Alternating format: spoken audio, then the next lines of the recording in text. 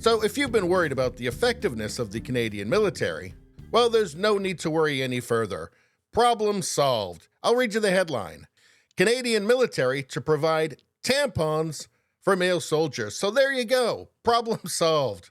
And now that this tampon issue has been dealt with, they can start to focus on some other issues, like their inability to recruit people into the Canadian military for some reason.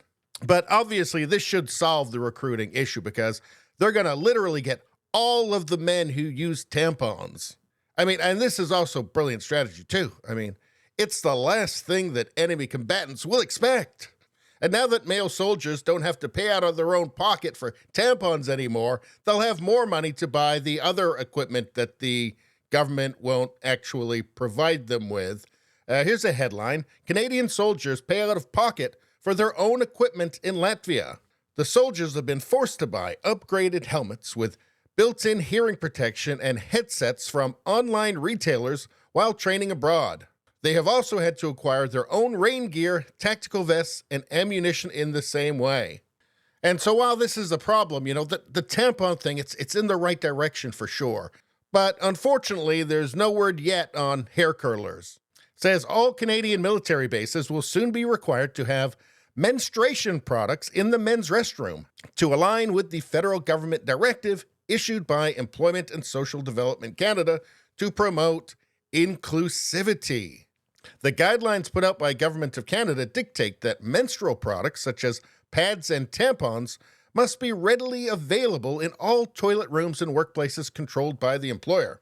In a separate paragraph, it confirms that menstrual products must be in all toilet rooms, regardless of their marked genders. And apparently there's a whole bunch more. I mean, here, all Canadian air bases will have pride runways.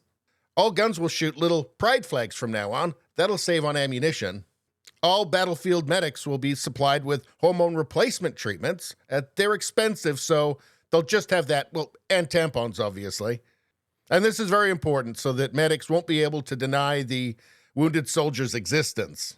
Of course, that's until they stop existing because the medics gave them estrogen instead of actually treating their wounds.